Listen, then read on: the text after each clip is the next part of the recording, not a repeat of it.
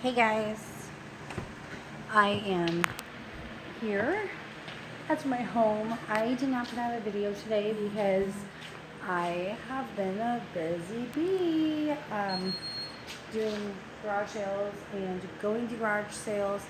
But I wanted to, as a few encounters I've had today, I wanted to, as a salesperson and as a customer, I wanted to give you like the do's and don'ts of garage sailing because there are some people that could get really rude. You know what?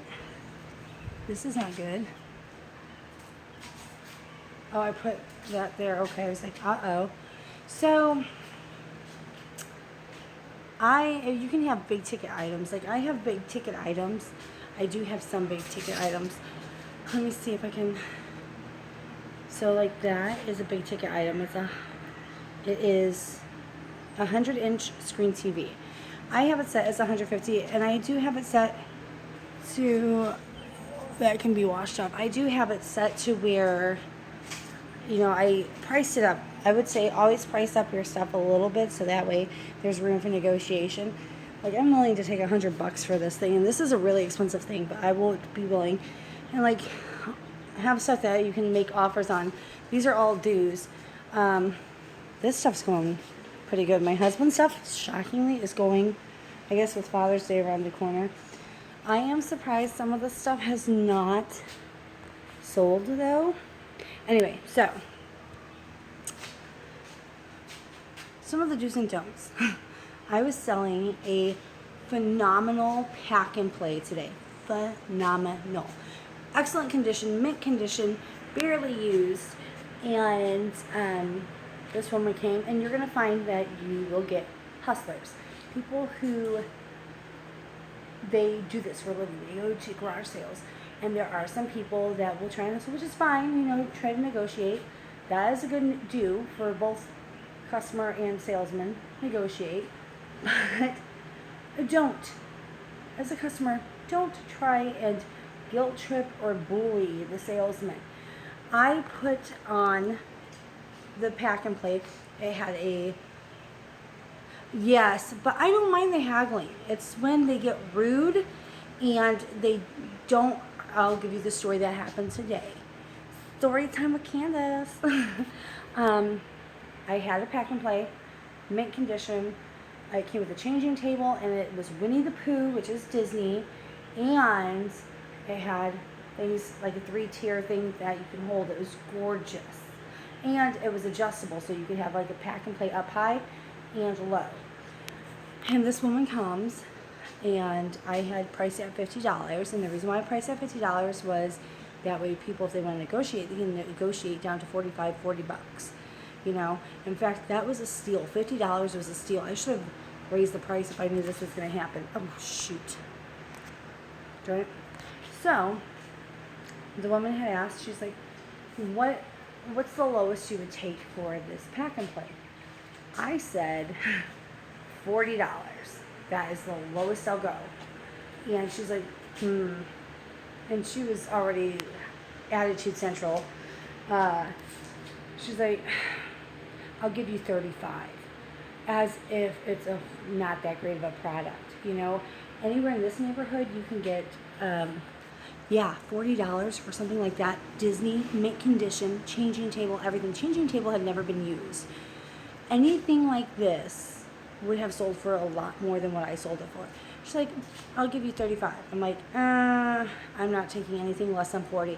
I understand negotiating, but you're negotiating down from $50. So when you ask me what's the lowest you'll take for it, and I tell you $40, that's a negotiation. That is it. That's dropping it $10 down below. Don't get rude with the salesman. Be polite. If you're polite, they might be willing to work with you. That's a do. Be polite to the salesman. After all, this isn't, it was just really good. So she was staring at it. She's like, She's like, it's just a $5 difference. I'm like, exactly, it's just a $5 difference, so either pony up the extra $5 or you can find a pack and play somewhere else. And if you think you can find a pack and play in this neighborhood in mint condition like that for less than $40, even less than $50, good luck, go find it. So then she's like, I guess I'll buy. She had this whole attitude. I guess I'll buy the pack and play for $40. I'll just have to go back to the car and get my money. Okay. Her car's at the end of the driveway. That ain't no long trip for you, honey. Yes, I've made over $114 today, and the sale is over now. It's 5 o'clock, right? It's over. So, it's over for today. It goes on tomorrow and the day after. And I still have tons of stuff to sell. So, the whole time, well, I was very nice. This is a do. Even though you have hagglers that are jerks, be nice, but be firm. Don't know when they're trying to negotiate, and know when they're trying to scam you. And that lady was clearly trying to scam me, especially when she's like, because it didn't come with the bag. It came with everything but the bag it goes in. She's like, I guess I'll pay the $40. Again, she says this. I guess I'll pay the $40, even though it doesn't have the bag it needs to go in. I'm like, because that is worth $20. Give me a break. So I'm like, yeah. I'm like, I know, but it is what it is. And she's like, I mean, and this is the guilt trip she put on me. I mean, I am only a great-grandmother of just one great-grandchild. Then don't buy the damn thing, okay? Just don't buy it. Don't buy it. If it's that expensive to you, if you think you can go to a thrift shop or to another house and get it for cheaper, be my guest. But you know, and I know, that's not going to happen. That's why you're paying the $40. So, I mean, $35, that was Disney. I mean, that was a steal. I should have marked it up to $65. I should have. We paid $135. But anyway, don't be a jerk. Don't be a jerk. Don't put it on no guilt trip. Most people that are selling stuff at the garage sale are more than willing to negotiate. Like the first lady that showed up, she was just the sweetest. She saw Chris's Nike shoes, and she's like, how much do you want for these? I'm like, I'll take whatever. What do you want? She's like, no, you tell me what you want. Tell me what you want. I'm like, you know what? Tell me what you want to pay, because she was really nice. So she's like, is $2 okay? Parker is not for sale. Sorry. But she bought the shoes for $2, and I did it for $2. They're probably worth more than $2, but I gave them to her for $2 because she was nice, and she wasn't being I'll give you a quarter for this, you know, type of thing. So I did sell that, and I was also, so I mean, you can negotiate. I would say negotiate. If you think that something is too high at a garage sale, it's probably that way for a reason, so people will negotiate down and get the price they actually want. So definitely negotiate. A lot of my stuff is cheap. Like I have all these kids' clothes are just $1. Or if there's pajamas, the pairs of pajamas, if it's a, my finger's in the way, if it's a set, it's still $1. So it's 50 cents a piece. So I surprisingly have not had anybody try and negotiate down with the clothes, any of the clothes. Everything's $1, even Chris's stuff. The only thing that I didn't mark for $1 would be this, and it's because it's brand new and it's Fila. So yeah. What else? Let's see. That's it. Don't be rude on either side, and be willing to negotiate. If people will be like, "Hey," some woman I sold a purse, and it was like a straw purse, and she's like, it was 75 cents, and she's like, "Will you take 50 cents for this?" It's like, I was thinking in my head, you can take it for free because it's a piece of garbage, but I'm like, yeah, I'll take 50 cents.